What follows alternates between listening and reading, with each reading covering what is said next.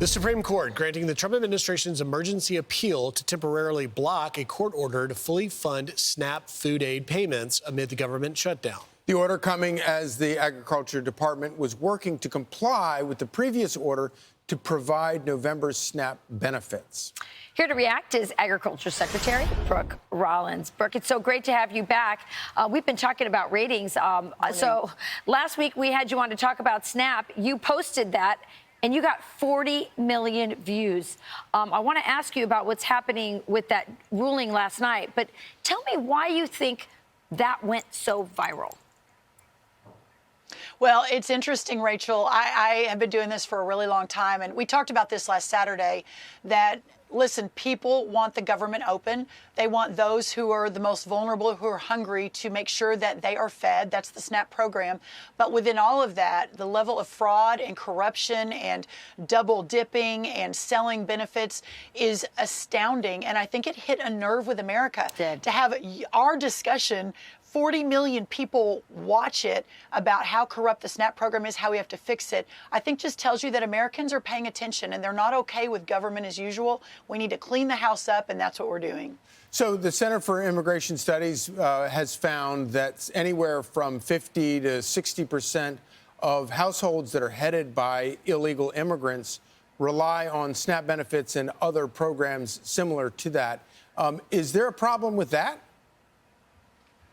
Well, we, at almost the very beginning, I think on my first day, I sent a letter to every governor in America saying, send us your data. No illegal aliens on any SNAP or food stamp or WIC program, period, full stop.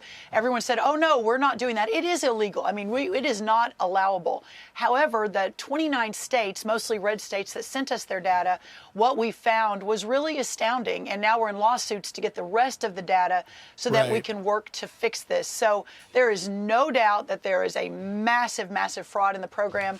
But having said that, the Democrats have voted 15 times to not fund SNAP. There are legitimate families in this country that rely on that program to feed their family. We got to get the government open. Right. So, Madam Secretary, what is your reaction to this judge's ruling?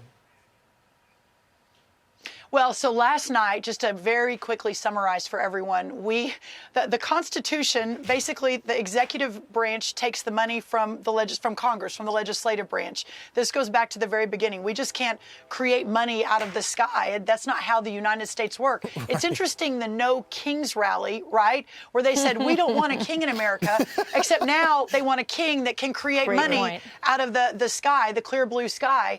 And so a very leftist judge in Rhode Island said, oh, go create the money, everybody, go find it.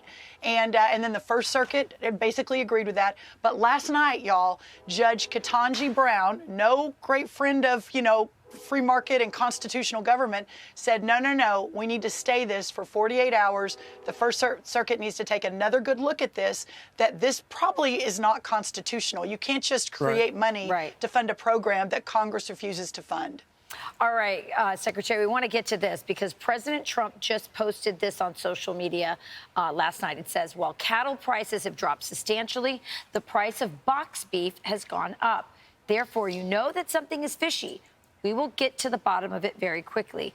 There is criminality. Those people responsible will pay a steep price. And we're looking at right now on our screen, I don't know if you can see it, just the increase in beef prices, for ground beef or steaks, et cetera. Everyone who goes to the grocery store knows that that's happening. So I want you to address what the president's talking about, possible collusion or monopolies among the meat packers. But then I also want you to address something that we've been talking a lot about on the couch, which is the overregulation of processing, so that I don't personally want my meat from like these big, huge slaughterhouses and meat packing places. I want it to come from a small local place, but they're overregulated and they can't compete. So address both of those things. That's right. Well, a couple of really important points here.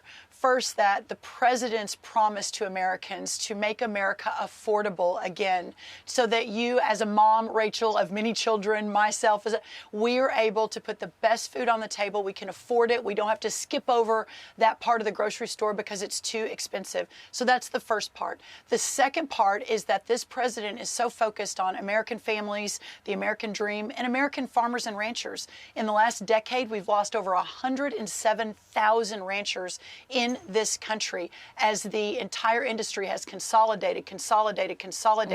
And what the president was talking about yesterday is 85% of our beef in America goes through 4 big companies.